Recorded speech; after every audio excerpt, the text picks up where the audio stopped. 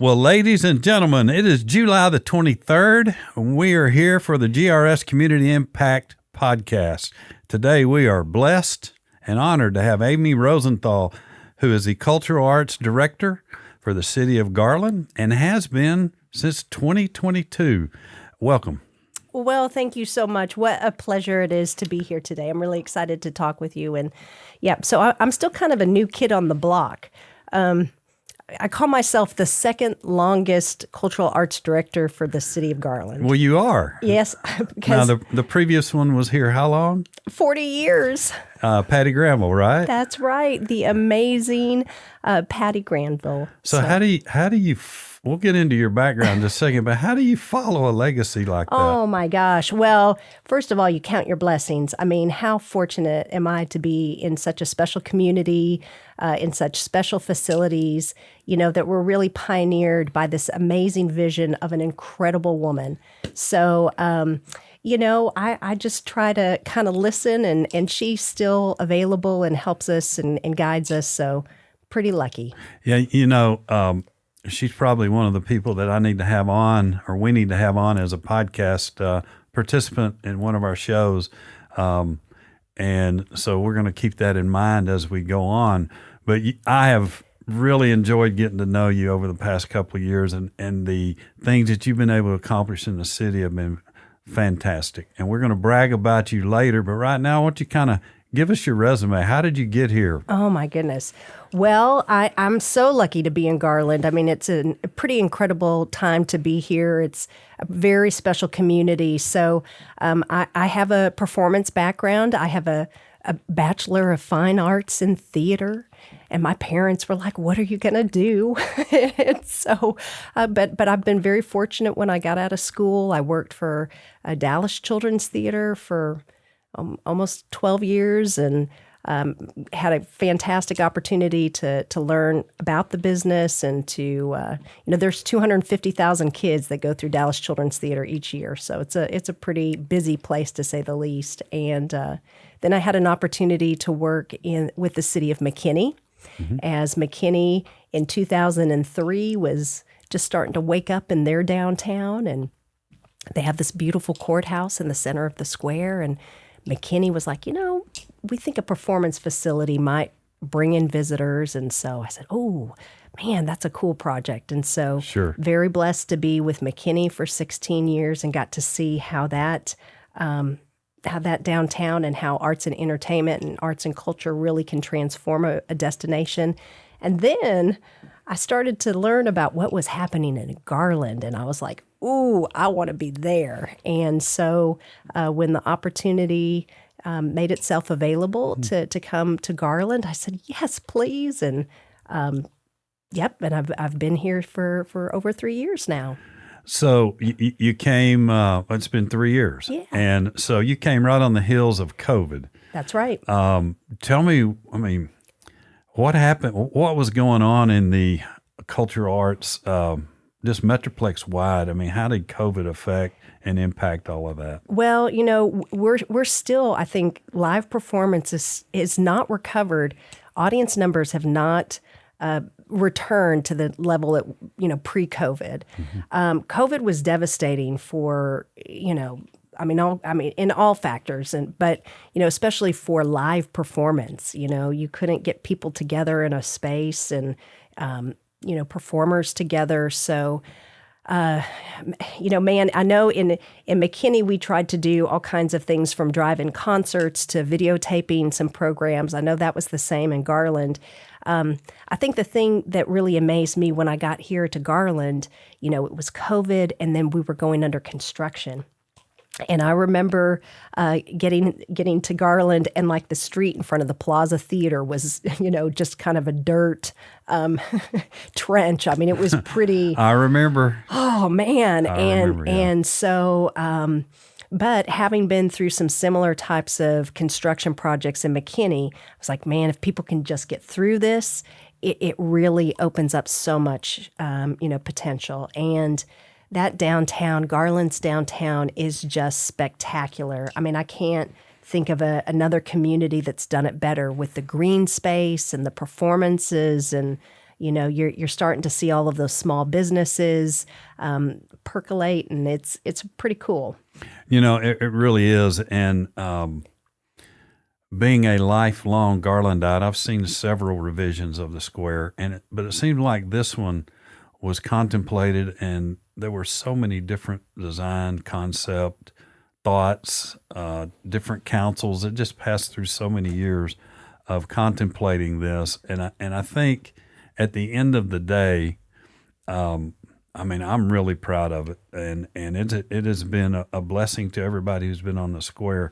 Put it like this: approximately 10 years ago, you could park at the front door of every business on the square because nobody was there. It was easy.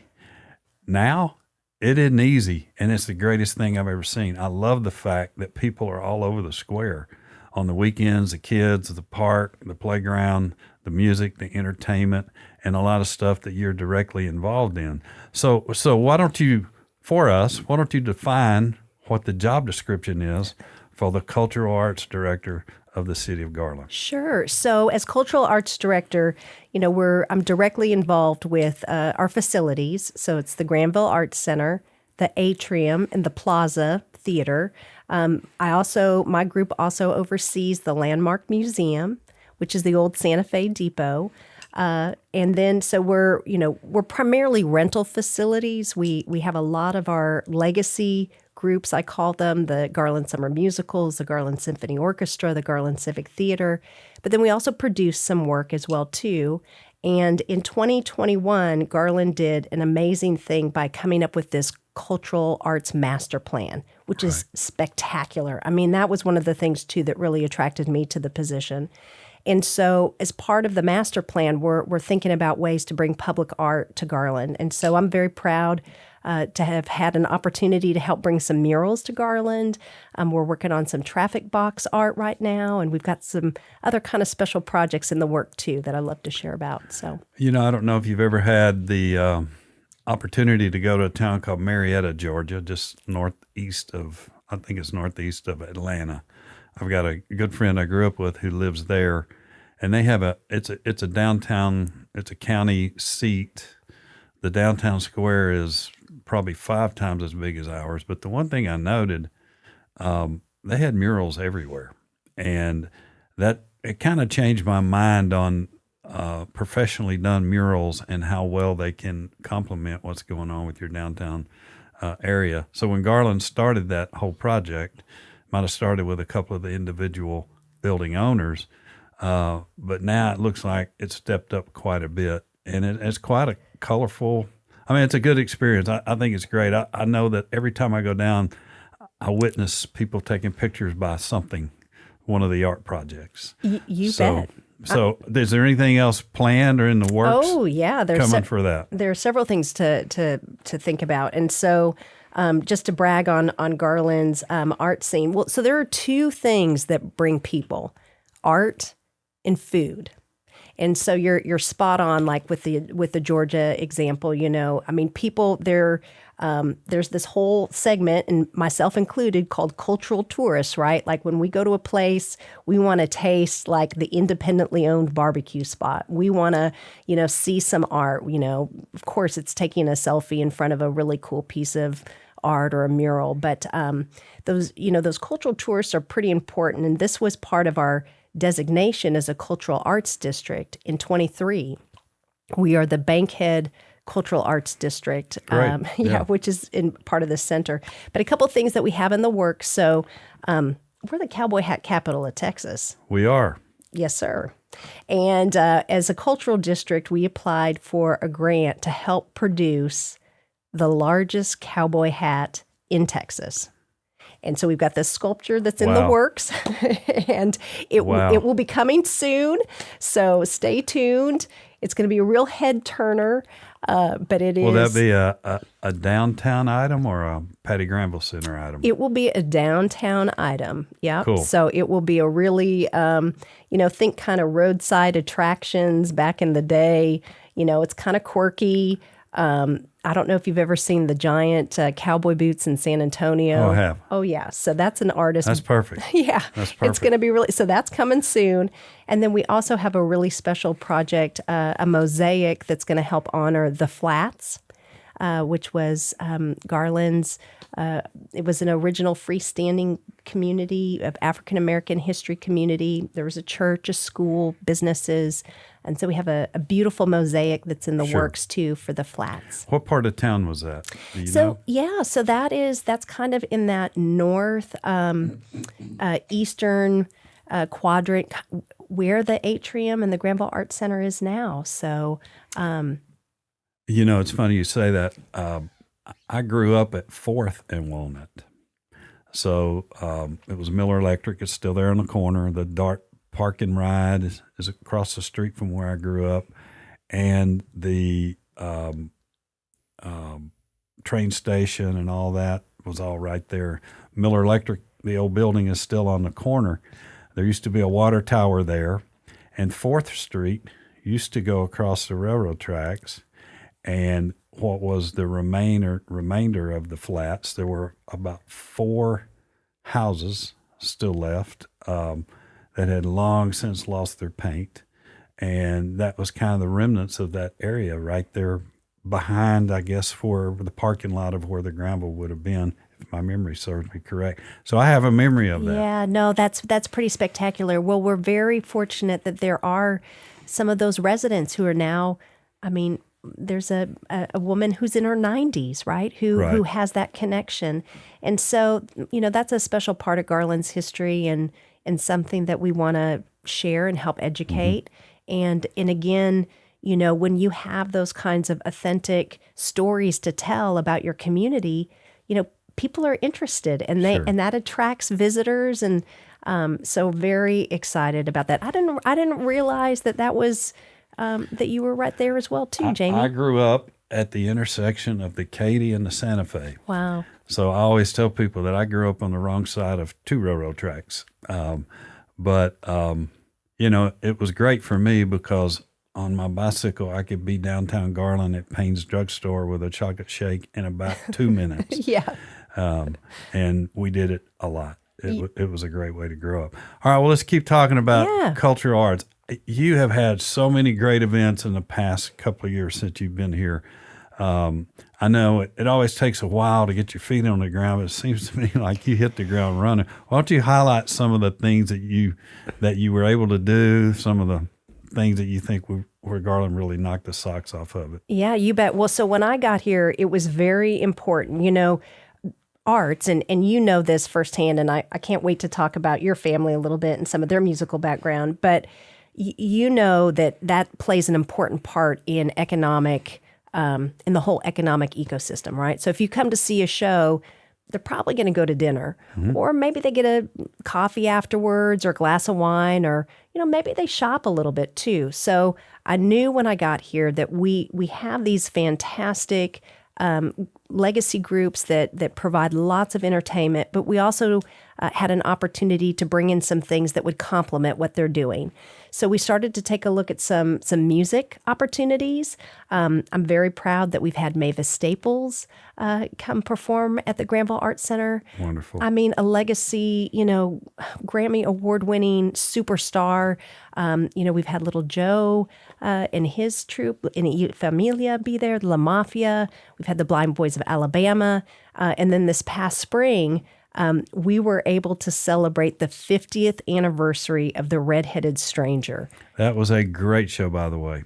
That was wonderful. And the people you brought together on stage was Texas legend. So it was wonderful. Well, thank you. It's so fun for me to tell people, like, hey, did you know that 50 years ago, Willie Nelson recorded Red-Headed Stranger in Garland, Texas? I love to brag on some of the cool things that, that's just Garland.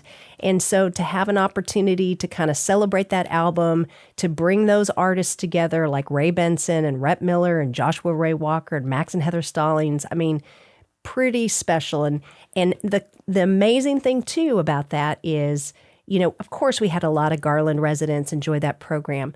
But we also had a lot of people come in that was like their first time to Garland. So, arts, of course, when you get people in a room to experience live music or live performance, I mean, it's a spiritual type of experience, right? You have people whose hearts are beating at the same time, you're breathing. I mean, it's an energy with live performance that you just can't replicate. But it also provides a way to attract visitors. It's a kind of a marketing opportunity. So very proud of our live performances that we've brought to Garland. Also very proud that we've had a film festival. It came from Texas Film Festival, showcasing movies that were all made in Texas. And we got a really great festival coming up this September. It's our third annual. It came from Texas Film Festival. We're going to kick it off with Bonnie and Clyde. I'm hoping you can help me find a car. I need a Ford. I'm looking for anybody watching this podcast. If you have a 1934 Ford Model 40, that is in some kind of showcase or showable condition, it would be a great prop for the Bonnie and Clyde show. Yes, sir, you got it right. So we're going to kick it off with Bonnie and Clyde. The next day, we're going to show the movie Bernie. We're also going to show The Great Debaters, which is about the debate team from Wiley College, the African-American debate team. We actually have the coach coming from Marshall who's going to talk about their debate program. And wonderful. It's fantastic. And then the Sunday is all Alamo. So we have John Wayne's granddaughter, Anita Swift, will come to Garland and be in attendance. So very excited about our film festival. All kinds of things that we're working really hard on to entertain not only our citizens, but bring in people from outside of Garland. Is that a September event, you said? That's September 12th through the 14th, 3-day festival. Well, that's wonderful.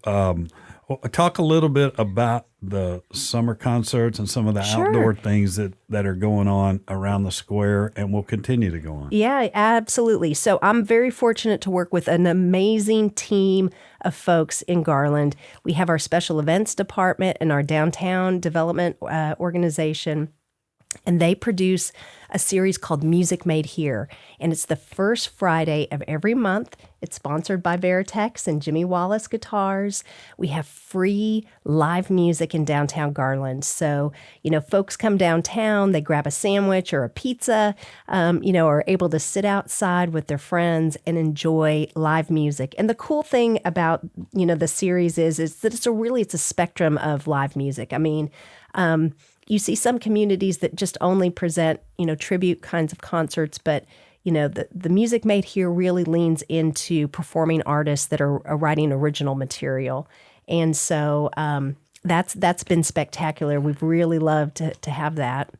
One of the things that I'm especially proud of was the change in that concept.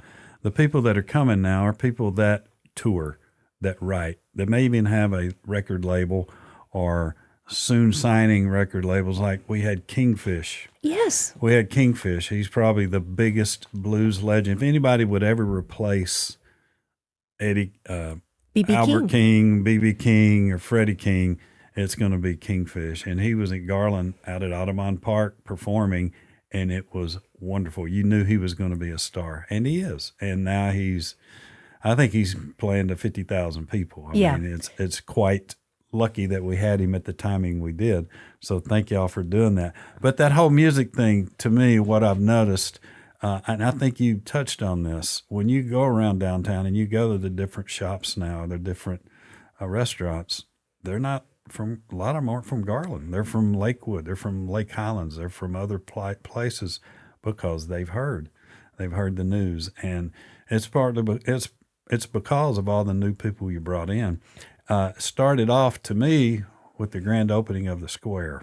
Yes. Tell me how you pulled that off. Well, that is really special events in downtown development, but it was a variety of different departments. I mean, it was fantastic. October of 23, after 2 years of construction. I mean, Leanne Rhymes, to have Leanne Rhymes back. I mean, just unbelievable. So, I personally feel like this is Garland's best opportunity.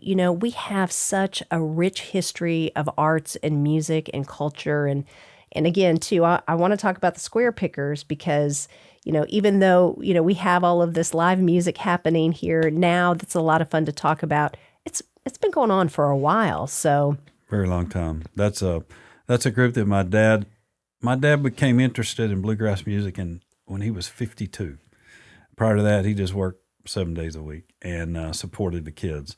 And he got interested in music, and my wife's mother plays guitar, banjo, mandolin, piano, bass. She's played all the instruments, and she hosted a group in her living room that would play bluegrass. And she was sick with cancer at the time, but they would play bluegrass. Well, my dad came over, sat in. Next thing I know, he's bought a guitar. The next thing I know, he's bought 2 or 3. And then every time I went over to his house, he threw a guitar in my lap, and I'd have to play along so he could sing at the top of his lungs his bluegrass music. And he started going to the Garland Big G Jamboree or the Garland Opry that was downtown, and they always had like a 30-minute set, and then they would all go out on a square and play. Well, half the audience would go with them, and because everybody wanted to play, so they would have 20 people in groups picking and grinning, and people out sitting and watching. And that kind of started this whole bluegrass square pickers, Garland square pickers movement. And he died in 2007, but the group started the Jim Paul Miller Bluegrass Tribute that's held every January at the Plaza, and it is building. It is getting better and better every year. And so that's a great event. It's been a great honor for our family, to do stuff like that. And out of that, I have a son who's a professional in Nashville now, and I sit in my living room every night and play a guitar that I've bought or traded through Jimmy Wallace in some way, form, or fashion. But why don't you talk about some of the things that kind of coming up, Sure. if you will, spend Sure. a minute and thoroughly talk Yeah. about that so everybody will know what your plans are. What's coming up? Absolutely. And before I share our calendar, I did want to just say it's because of that legacy with music. The state recognized us as a Texas music-friendly designation just this last year, which is spectacular. I mean, again, Right. To have Governor Abbott and the state of Texas say, music is important in Garland, Texas, and has been important for a long time. I mean, that's really something very special and something that we're super proud of. So thinking about what's coming up, I think when this airs, I got to kind of get in my time travel machine and push myself into August. One of the things that I want to share about, we're going to have a very special performance with Endless Summer. They're America's Beach Boy experience, and they're going to pair with Garland Symphony Orchestra. So it's Wow. it's recreating all of that incredible music of the Beach Boys with a live symphony. Wow. Will that be at the Granville? That will be at the Granville. So that's something very exciting that's coming up. We talked a little bit about the film festival in September. In October, we're welcoming a Tejano legend. Her name is Alita Reina, and she, after Selena, is also a Latin Grammy Award winning artist. Right. And that will be a very special show. We'll also have in October comedian Monique Marvez, and she'll be paired with a mentalist, Chris Carpenter. Really? Yes, he'll be able to. I don't know exactly what a mentalist does, but he's. That may be a first for Garland. I'm not sure. Yeah, it should be pretty exciting. Yeah. It'll- That'll be interesting. Yes. That'll be great. And a comedian paired with them. And a comedian paired with And him. all this is at the Granville. And that'll be at the Plaza. That'll be at the Plaza. But Okay. then, something to look forward to. We have a fantastic relationship with GISD and the Dias de los Muertos. And that's great. planned for Saturday, November 1st, which just continues to build and, bring families together, showcase students, showcase, all kinds of cultural, fantastic things. So that's November the 1st. Now, within what you do at Garland, especially with kids' performances, kid musicals, kid things, does that incorporate Sachse and Rowlett with that, or is it it's not really Garland specific, is it? Well, so, with our GISD programs, I mean, those, any school that's in GISD, which incorporates Rowlett and Sachse schools. I mean, we also do have other companies come in. We've got the Rowlett Summer Players, Summer Musicals, and Company of Rowlett Players. We do also bring in groups from our surrounding area as well. That's great. Yeah. I think that's important because, it's still, I grew up my first 6 years in Rowlett. I played summer baseball in Sachse. Most of my friends in high school lived in Sachse. Very connected. I think all those communities remain that way, primarily because of the school district. So it's a great connection, hence the name of the podcast, GRS Community Impact. That's right. And for those of you who don't know, just a quick plug, we only do this for one reason.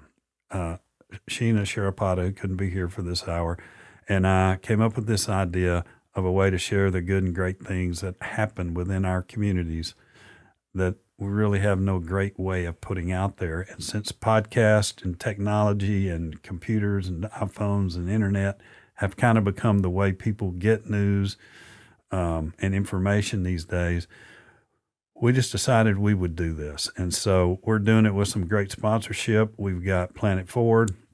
Later on, we're going to have Jupiter Chevrolet as a sponsor. So we've got some great opportunities coming up. There is no lack of content, I can promise you. We've got so many other things going on. But I don't want to keep you too long. I know you have a busy schedule today. Yeah. I really appreciate the fact that you came by. Do you want to touch any other items that are coming, or what do you see for next summer in the musical? Sure. Well, that might be a little bit to be announced. To be announced. I think the things that I want to just make sure that listeners. I want to thank the Garland voters. They helped us pass a bond to invest $25 million in Granville Arts Center. And that's fantastic. We are so grateful, though that investment will continue to help us. We have no ADA at Granville Arts Center. I mean, it's going to provide us with some really important updates that will continue to bring people. And we always have something happening in Garland. You don't have to leave. Check us out. Visit garlandtx.com or garlandarts.com. Check us out. We always have something happening. So. Well, great. What are your websites, or what are your, if somebody wants to contact you, do you have anything you would like to leave with the viewers as to how to get information? Sure. Follow us on social media, Garland Arts for Facebook and Instagram, or our website, which is garlandarts.com. Fantastic listing at the Visit Garland website as well, which is visitgarlandtx.com. Well, super. Well, we're going to run the list of events that are upcoming. Amy has provided us with that. So after the podcast today, just hang around for a second as we go through the credits, and you'll see a listing of her, of the City of Garland's at her work, some of the events that are coming up. You also get a school district calendar, and we hope as soon as we can get them, we hope to provide that for Rowlett and Sachse as well. We are still in our infancy. We're learning as we go. We have a magnificent room here that we get to do our podcast in. Barry has been a wonderful engineer. Thank you, Barry, for all you do. He's the one that makes it look good. But any final words? No, just thank you so much. we love that y'all are doing this program to help people know all the good things that are happening in Garland. And just really appreciate the opportunity to come share about arts and culture. Well, thank you so much, and I look forward to the next time we're together. Me too. Thanks, Jamie. Thank you.